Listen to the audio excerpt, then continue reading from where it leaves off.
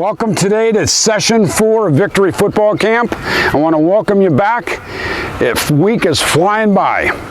I want to share with you, just summarize the things we talked about so far. God loves us so much that He sent His Son Jesus to die for us. 2, Shadrach, Meshach, and Abednego in the fire because they refused to bow down to the king and pray. They said they would only bow down to their God, and God spared their lives out of the fire. And 3, Esther and King Xerxes, and she told the truth. All things that were right.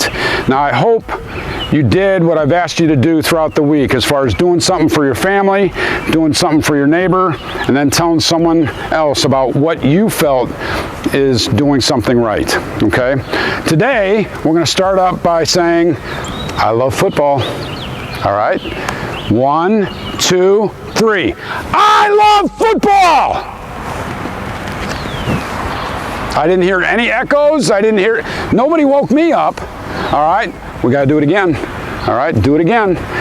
1, 2, 3. I love football! Beautiful, beautiful. You know what I do miss? I do miss the guys around me that have imaginations that talk about how the dogs got let out. Who let the dogs out? All right? Maybe you guys can come up with some stories and send it to Victory Football Camp. That way next year we got some stories for who let the dogs out. Okay. We're going to start by stretching out, all right? We're going to do something different. We're going to do some agilities, okay? Agilities, all right. Caleb is going to do the high knees first, all right? High knees, lifting those knees up, all right? Turn around, get them up, get the knees up parallel to your 45-degree angle, okay? Do it again.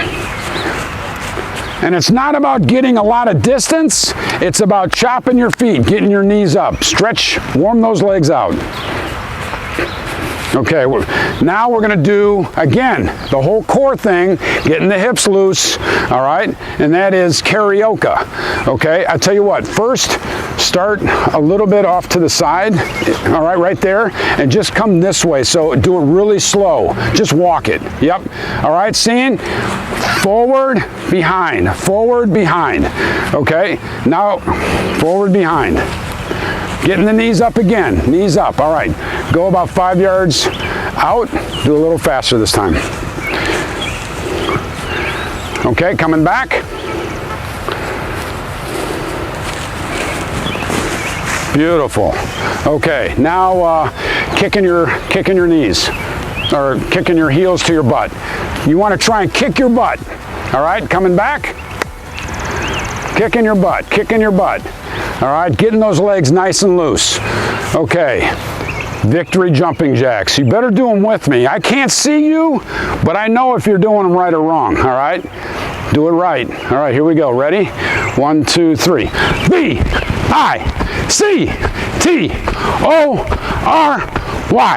Victory, victory, football camps. Excellent. Okay, now we're all warmed up. Okay? We are going to do push-ups today. All right? Push-ups is our activity. So, standing long jump is the first one. All right? Yesterday was sit-ups. Okay? Now we're going to do push-ups. All right? I'm going to show you what I want to see out of a push-up. I can't see myself, but Caleb, I want you to critique me, all right? Critique me. I want my back straight. I want to be at a good angle, and I'm going to use my arms and my shoulders. Hands about shoulder width apart. Is my angle good? Yep. All right. Going down, going up. Down, going up. Down, going up. All right. Push-ups. All right. Develops the shoulders, develops the chest, develops your back. All right. Caleb challenged me. Oh, maybe I challenged him. I don't know. We're going to have a little competition right now, all right? We're going to do push-up contest and see how many we can do. You can go at your own pace, all right? Keep count, and I'll keep count of mine. And whenever you're done. We'll see who wins, all right? Competition is good, all right? We'll see who goes here. All right, here we go. Ready? Yep. Set, go.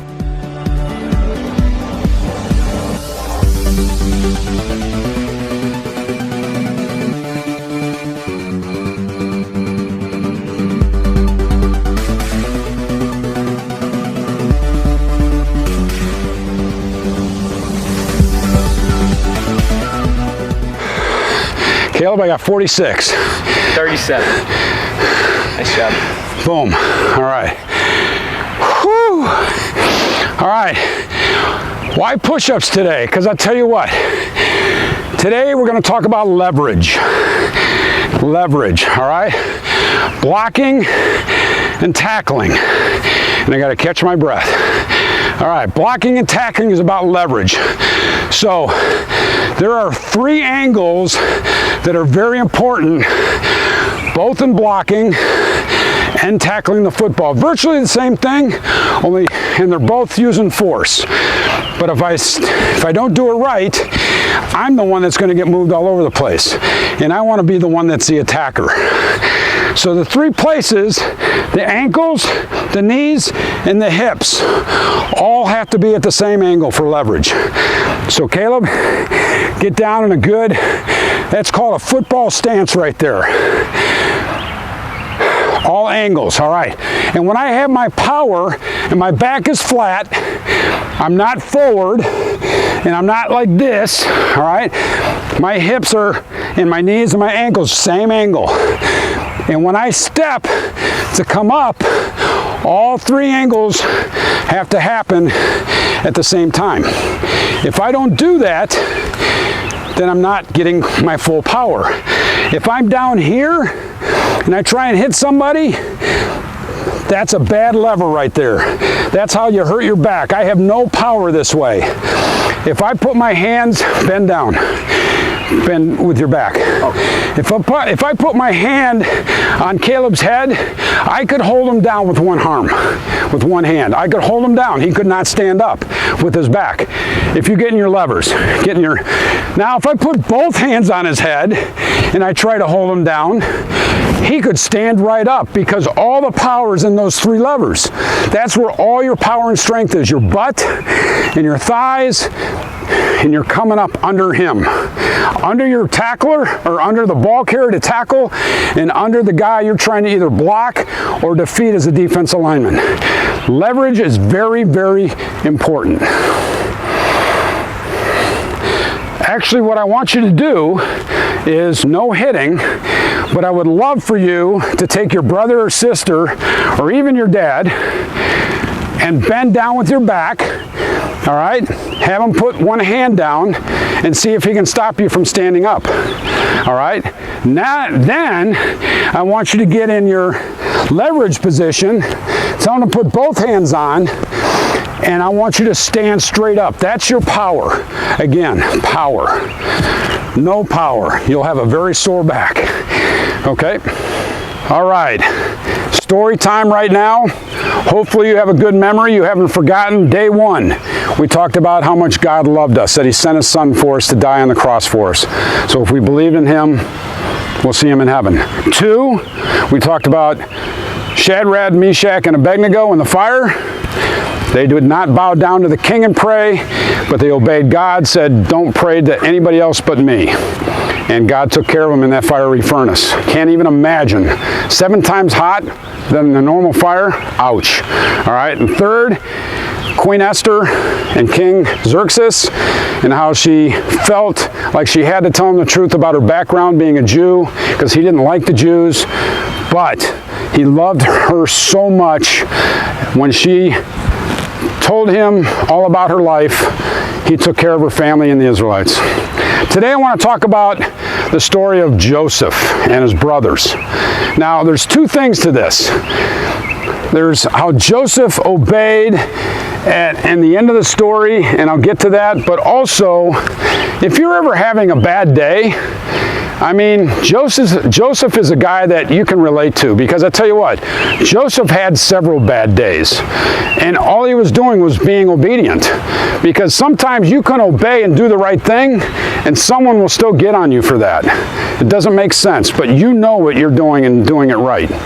So here's Joseph. He's the 12th brother of a large family, obviously 11 brothers, and his father liked him so much he gave him a rainbow colored coat.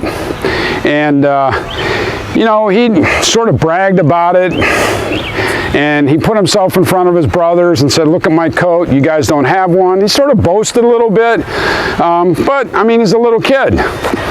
His 11 brothers hated him. They got to the point where they just couldn't stand him. And so one day, as they were all out in the field, minding the sheep, they dug a hole and they threw him in the hole. And they took his coat, they ripped it up, they put blood on it, and went back and said, hey, Dad, Joseph got eaten, got killed by a lion. Well, a whole bunch of caravan travelers were going by, and the brothers said, we can't kill him. One brother stuck up for him and said, we can't kill him. We need to, let's just sell him. We'll sell him as a slave to these guys that are going by on the cattle, in the caravan. And so he did. He gets bought by this ruler, a very rich man, and he was a slave in this man's house. And he blessed. Everything he did for this man, he blessed. He made better. He was a great organizer. He took care of things. Well, he's also a very, very good-looking man. And so this man's wife was not happy with that. And she started looking on Joseph as, man, you're a good-looking young man, and started to flirt with him. And he's like, I'm having none of this. I can't take this. And he ran the other way. He avoided temptation. All right? Well, she went and told a lie to her husband and got thrown in jail. Joseph got put in jail. He got put away. And he was doing the right thing. Okay? Second thing. All right, there are some dreams going on, and nobody could tell what these dreams meant. And this rich person wanted to know what is going on with these dreams. So Joseph said, well, I can tell the dream. I can tell you what that means. And so he gained favor by being able to translate what these dreams were. All right, so we jump ahead, and now the king is having dreams. The king of the land is having dreams. Well, some cooks and some people who knew that Joseph had translated dreams for this rich man said, hey, we think we know a guy who's in prison, but he can probably translate these dreams, because all the king's guys couldn't do it. So he said, Joseph, come in, tell me what these dreams meant.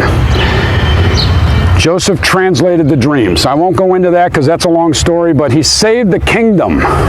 He saved the kingdom from this incredible drought that happened. And the king kept promoting him and promoting him until when this drought happened, because of what Joseph had done to save the kingdom with food and have plenty of it during the drought, the king made him in charge of all that food.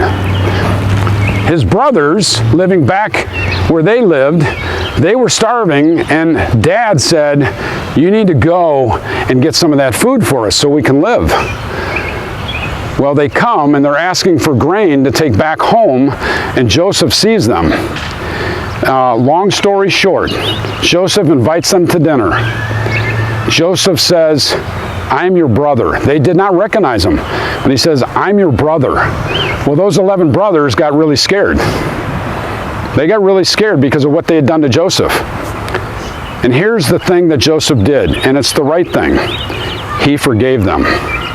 He said, I know what you did to me, but I see what God's purpose was for my life, and guess what? I have come to this place because God meant me to save you. I forgive you. And they cried together, and they loved each other,